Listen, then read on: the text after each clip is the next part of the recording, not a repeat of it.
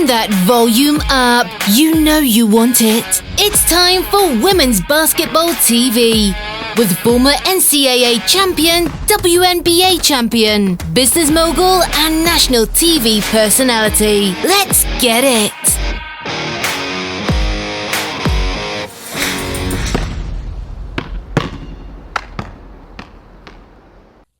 All right, here's our first look at bracketology this season on this channel. Talk a lot about what's going to happen heading to Cleveland, but this is the 21st season that ESPN.com has done bracketology with Charlie Cream. Every conference play hits the home stretch here at the end, and then we'll head into conference tournaments, and that'll be really interesting for all the conferences.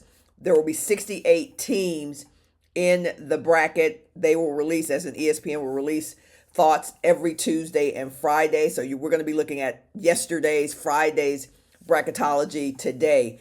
Of course, everything culminates into Cleveland on April 5th and 7th. If you're in Albany, I'll actually be speaking at the regional tournament in Albany on, March 30th.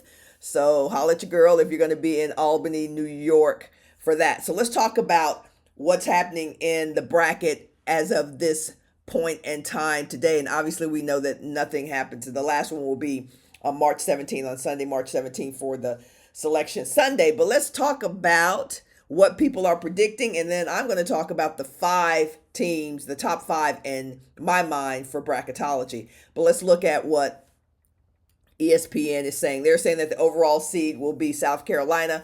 No surprise there. No argument from me there. First team out, Washington State. Y'all might have remembered that's my point guard from Texas, Cammie Etheridge. That's her team. I don't know about that being the first team out, although I do know that they are struggling. I've watched a couple of their games I've caught on Pac-12, and they are struggling.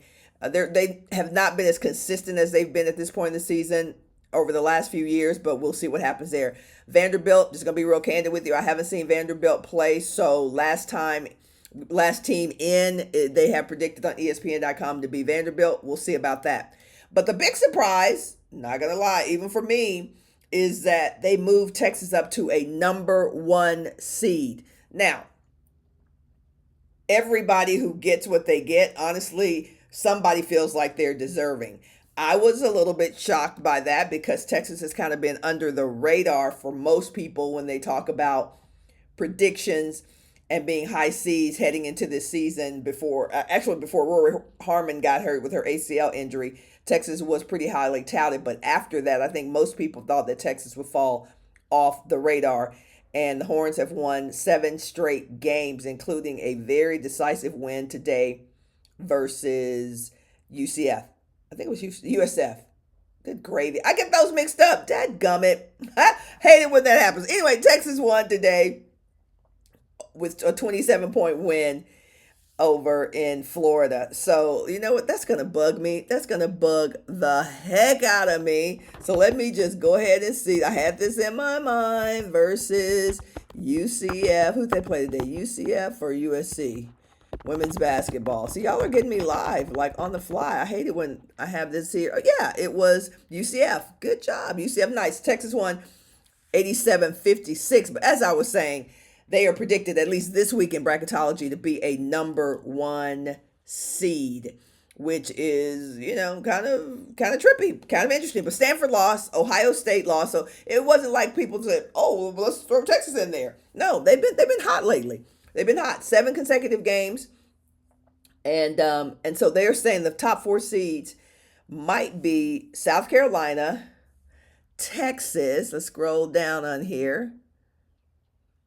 Ohio State, and Stanford. All right. So that's what the deal is on the 68-team bracket. I'm going to scroll through here and talk about what I see as potential misfits from ESPN.com. So South Carolina, no, obviously, absolutely no surprise. They've been playing like the number 1 team in the nation for most of the season. I've only seen a couple of games where I thought South Carolina looked vulnerable. One of them was against LSU, and then they were a veteran team and came and won that game. So I like South Carolina. I see no major deficiencies in South Carolina's game. They are well coached. They have the experience. They have the players, the ballers at every position. As I said in the video a couple of weeks ago, I do think if got a break, if I'm literally in the NCAA room, or even when I'm calling my games, I have to be very objective in terms of what teams have, what their disadvantages are, what their advantages are, what their pluses and what their minuses are. So I couldn't, in good faith, as a professional analyst or even play-by-play announcer, not find the deficiencies in everybody's game, because, as you guys have heard me say before, every team has weaknesses, every single one of them. So if I've got to break down South Carolina, you know what? I'll do that another time. Let's just talk about the fact that the four teams, what I think about the four teams who are the top seeds. And I've already talked a little bit about Texas. I'll get back to them in a minute. South Carolina, point guard, Pow Pow, great acquisition for them. They lack 3-point shooting efficiency. They needed a strong point guard to come in with presence, with experience, and Tahina Pow Pow is that point guard. Like, that is a match made in Columbia. That is a match that it matched the style of play. It matched, based on what I've seen in interviews, Dawn and Pow Pow as point guards, coach point guard, player point guard, seem to get along really well. It just seems like a good fit. And so that's what's interesting about college basketball these days, is that it's professional basketball, honestly, with college, with people having to go to class. It really is. The way you recruit now, I saw the Oklahoma State men's basketball coach, which is where my nephew played for 4 years. A few years, actually. He had some knee injury, so he didn't get to play his full career. But I saw an interview with him where he talked about that recruiting in college is totally different than it was. Like, it used to be hard. You had to be there. You had to be talking. Now you just offer people a bag. You offer them the ability to be pro ready, and you can actually move up in the ranks in terms of college recruiting. And I think that's what's happened at South Carolina with Pow Pow. Like, it was interesting to say, let's see what we need. And I'm gonna do a whole video literally just on recruiting. Okay, let me do that. But I said all that to say that Pow Pow is a perfect fit.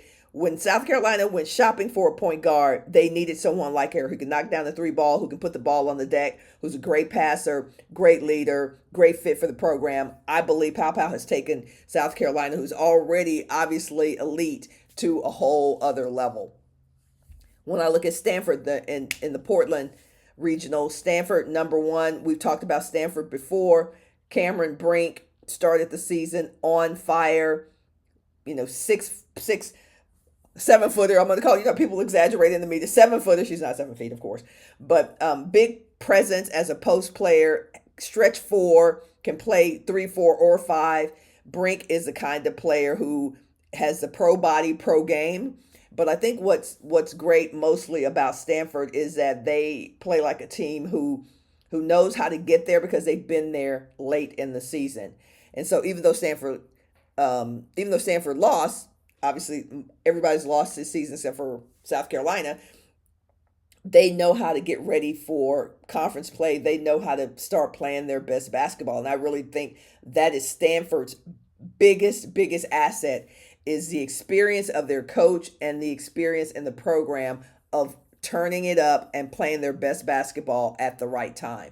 Number 3, in Austin, we got Texas over here, #1 seed. Started talking about Texas earlier because I watched them play today, but let's keep it a bug. Nobody thought Texas would be playing the way they're playing without their All-American Rory Harmon, who went down at the end of 2023 with an ACL injury. Nobody thought Texas. They were like, oh, there goes Texas.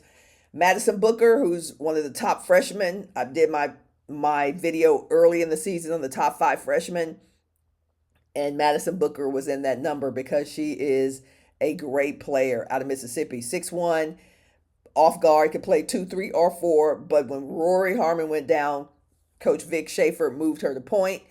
And while we know that Madison played point on the AAU circuit, on the club circuit, that's a very different call to arms than it is when you play in college, and you need a special skill set to play the point guard. But Madison Booker has done a phenomenal job for Texas at the point guard since Rory went out. What I don't like about Madison being at the point guard is that sometimes she's too unselfish. Yes, you can be too unselfish. She looks to pass too much. I'm watching her today, and I'm like, you passed up 9 good shots to kick it to somebody who is not even, not even a shooter. So I think that's one area of Madison's game that has to mature. Obviously, Vic has the number 1 recruiting class coming in next year, so Madison may not be playing point next year. But for this season, she has to have greater recognition of when she should pass and when she should shoot. And that's just a player who is a great teammate. And sometimes you can be selfish to a fault. Texas, the deficiencies there, besides Madison Booker and possibly Aaliyah Moore, Texas doesn't have anyone who can go get a shot. They don't have anybody who can go get a shot besides the 2 I just mentioned. And the deeper you get in playoffs, the more you need people who can create their own shot without having to be set up, without having to be run 3 picks off people. And I think that's what Texas is missing right now. And then finally, the number 1 seed, Ohio State. I'm just going to say 2 words. What's my girl's name? God, good gravy. I got too many names in my head. What is her name? What is her name? Oh, there we go. Cody McMahon. Come on, y'all. You know who I'm talking about. This is one of the best 4s in our game. We used to call them power forwards. Now we call them stretch forwards, right? She's a stretch forward. She can play face the basket, but she is really dominant in that high post area, taking the ball to the hole or posting you up. I just feel sometimes that Ohio State gets a little bit undisciplined offensively, and that kind of breaks down everything for them. But don't sleep on Ohio State. I love their entire package. I like the guards. Obviously, I like Cody. They're well coached. They play in a great conference, and the thing that stands out the most for me about Ohio State is just how competitive they are.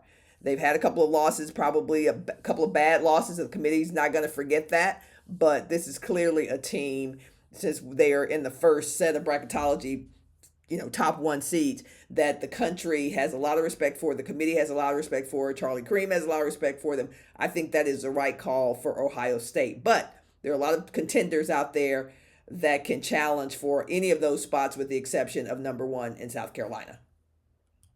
And then some of the sleepers, I'll talk really, but that's the top 4 teams. But obviously with Caitlin Clark still in a uniform, you can never really count Iowa out.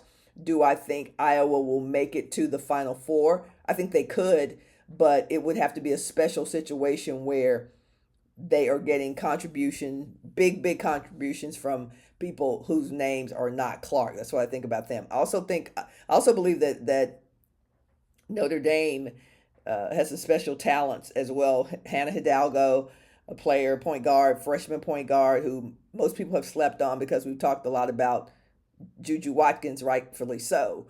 But the Irish, what I loved about them, seeing them early through the season and even into February, was their chemistry and how well they play together and how tough and how energetic and emotional they are. So those are my thoughts on the teams, the top 4 seeds, but also some kind of sleepers, if you will, for folks who may make some noise. And let's not forget about UCLA.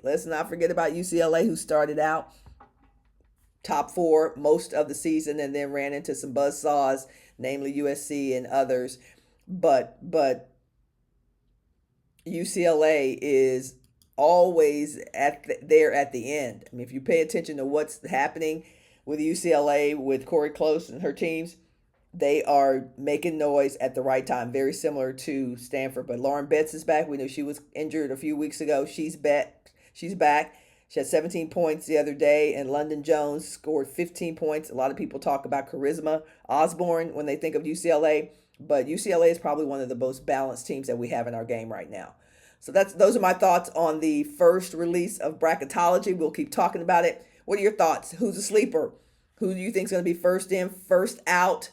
And did the Bracketology people get the 4 seeds right or not? Let's hear it. Thanks for tuning in to Women's Basketball TV with Fran and Harris, the most provocative and entertaining women's basketball show on earth. Be sure to click that like, share and notification button so you don't miss a moment. We'll see you tomorrow.